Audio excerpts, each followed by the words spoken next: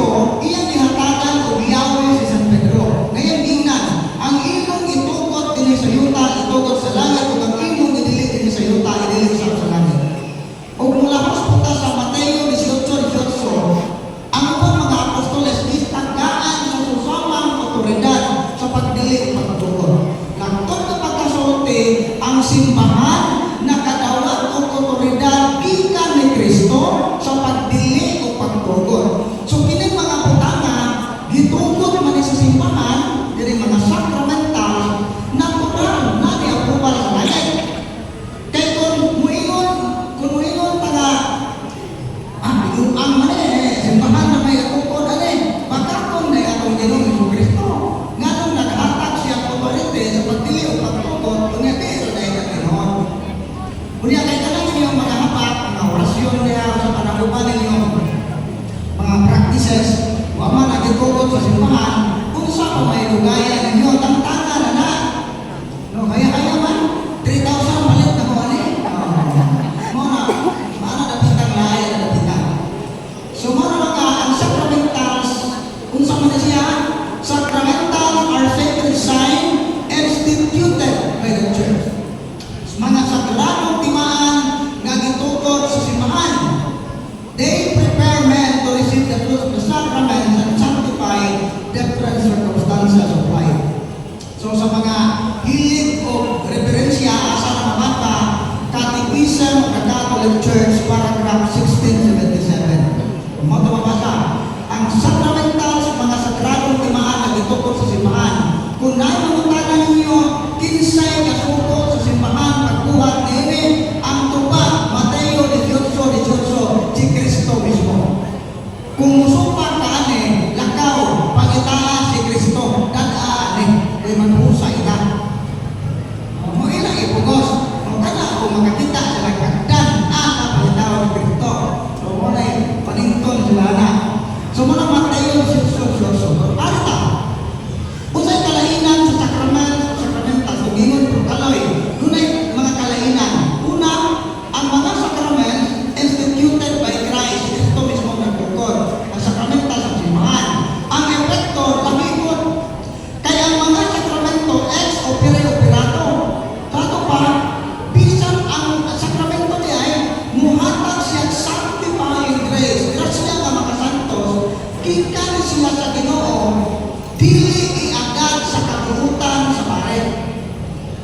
Bisan pagparani mo way klaro ni pare nga misa, kapag way klaro ni pare nga kapag-umpisal, sa mata sa Ginoo tagaan niya po kagrasya bisan po ang pare nga na-administer para ni mo way klaro. Nga naman, kay ang mga ang sanctifying grace para na sa kaluwasan sa tao, kinahanglan ihatag ni sa tao nga dili iagad sa pare. Kay kung ang grasya, kung ipalatay siya, kinahanglan pare nga pumuntan o balaan, huwag makadawat o grasya. So ang dugma sa Ginoo nga na kalapan. Ex opere operato, dinala ko ng pulaman o lang kanang dugan pa. Kunya ang sacramentals, ex opere operante, kung sa man depending on the disposition of the one using them. Mag-adapt ni siya sa disposition nato nga magamit ini. Arita, kay naghan na ba ito pangutana mo brad, nigupisal mo brad, makasal na may brad, nagaplas na ko ang oil, di ba dagarwin, marama na yung ibang mga lana ni padagarwin. Kung sa may patuon ni mga kanang patch ni padagarwin mo yung loan mo. Jama-jama ang mga ulano mo tayo, jama-jama lang. Pataka ang mga lana ni padagarwin.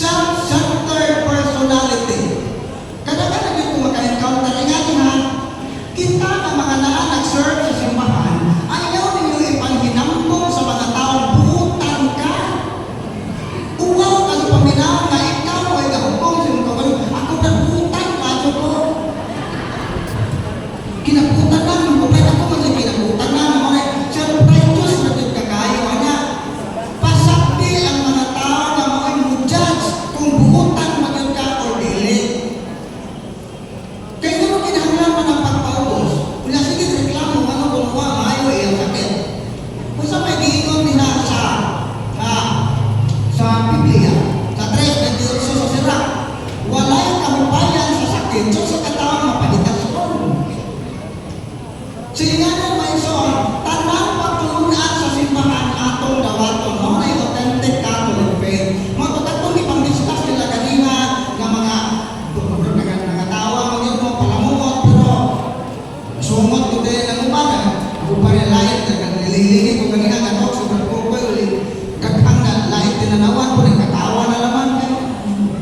Sungot ko, tingnan na, magyod na, kanina mong isulti, kamaturan man huwag mga mukos, muna nga kung tinuod ka na Katoliko, kung sa kong inyong nadungog, nag-iingon, nga dili maayo, ato ng biyaan. Dili ka pwede yung Katoliko, magkubrad, pero papur ko sa abortion. Katoliko kubrad, pero giampo yun ako nga kanang mabalaok na yun sa Pilipinas ng divorce, nag-iluod ko ko kayo na kung banay. Luod na kayo sa mga tanan. So, dili ka magawag na Katoliko na. Kaya mo may kapil, pasok-pasok ka kayo din, malawat pa yun ka, nahibaw rin ang pagpare ka na yung pasok-pasok ka na yung buwan.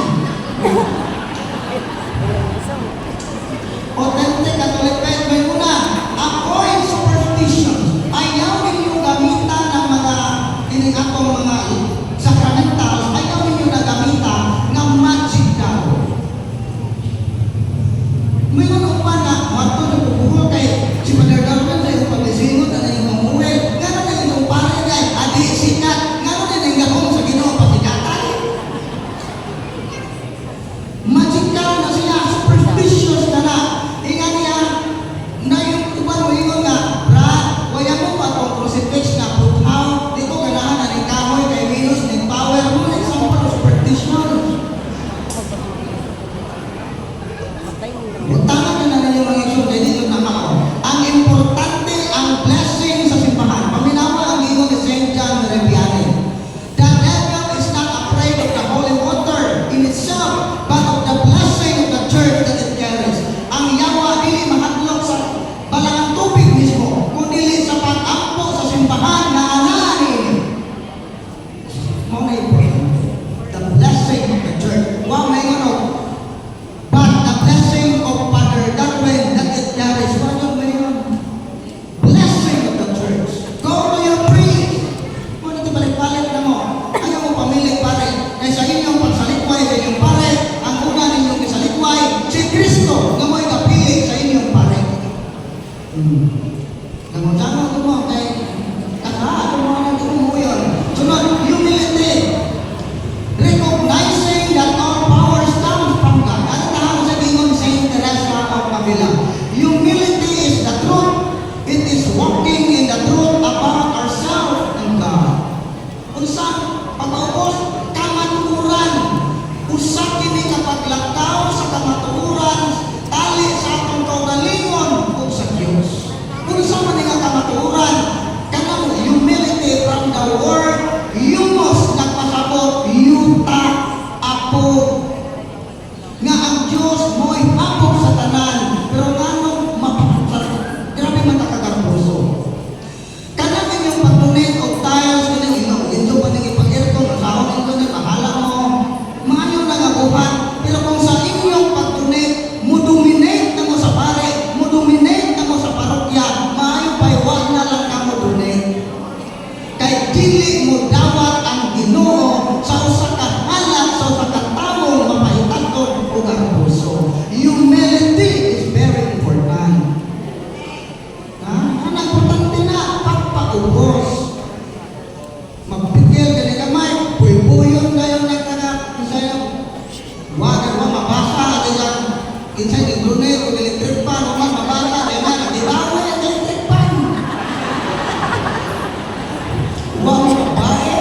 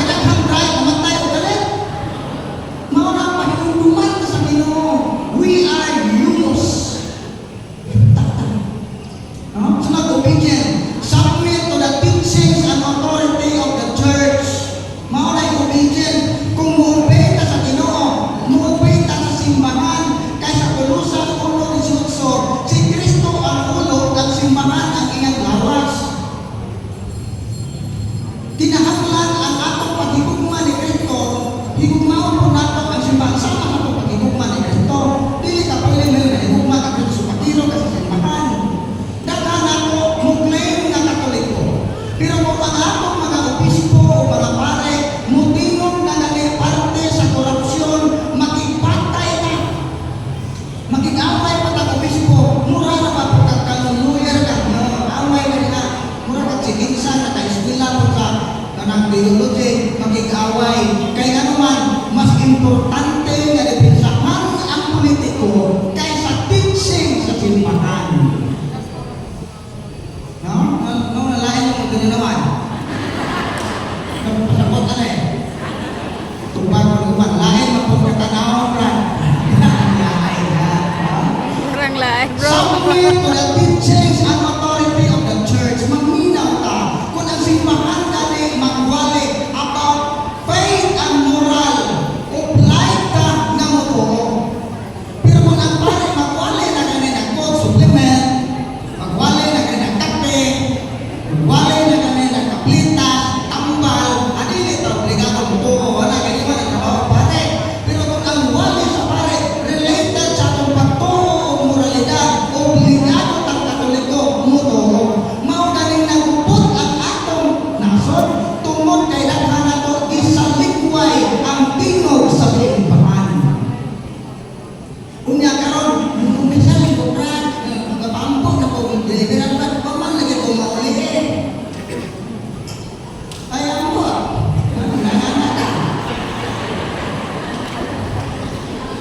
Nya katapusan. Target kay murang rek. 15 minutes, bro. Trust in the Lord. Salig sa Ginoo. Isa sa mga sign nga ang usa ka tawo ay salig sa Ginoo, kanunay tang gadali. Timan-an ako ha, dunay rason, dunay mga kadaktong rason nganong i-permit o i-allow sa Ginoo nga masakitan o di makakatakigon ta sa yawa. Unang rason, para ta mapag-o, conversion. O kining kabaguhan sa kinabuhi, dili maangkon kung dili ta magpaubos. Kaya kabaguhan, magsugod man ni sa pagpaubos sa pag-angkon sa kamatuoran nga ako makasasala ug nagkinahanglan ko sa grasya sa Dios ug dili ko makapag-usab sa kong kinabuhi kung wa ang grasya sa Ginoo. Nakabantay ko na ay nako kasugo, 10 commandments. Sa iyong lison, kana lang sugod ayaw kahibog sa asawa, ayaw panapaw, na ayaw ka pagbuhat o malaway, na adultery. Makita ka kita mga laki, makita ka ng kamis ng mahal. Muli nga po nagkuban mo, bumalik pa. Pulihin ang spray niya ng imong liyaw, kaya pitik na na kayo, mo na makasahatan. Ayaw kaibog sa katangan sa imong silingan. Huwag madato atong silingan, abritat mo na. Dato mo.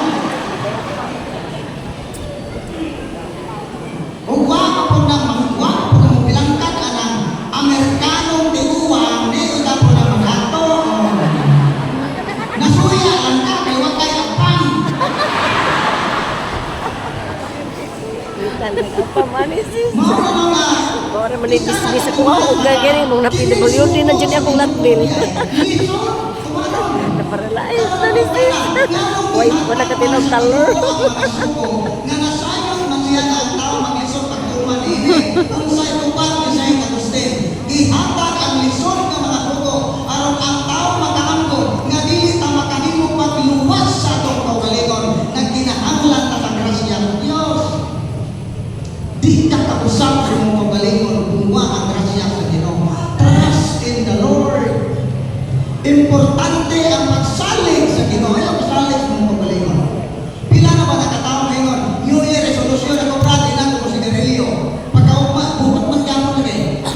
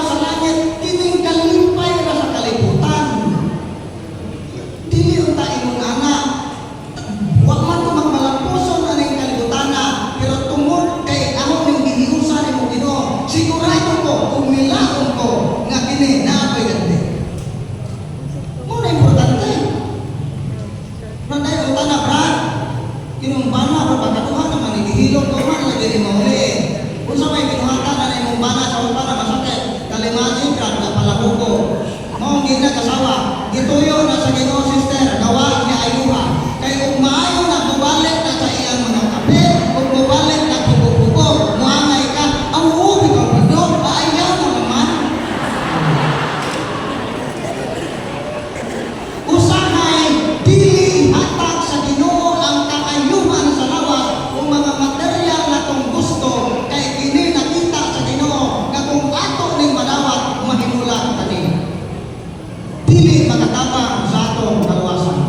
Kung matod pa sa usa ka palag nga matag sinugdanan aduna may katapusan na mapud si Padre. Mao na kunay daghan man yung patungdan sa simbahan, di man yun na nato mahurot. So mao na nga iampo lang ninyo sa Ginoo nga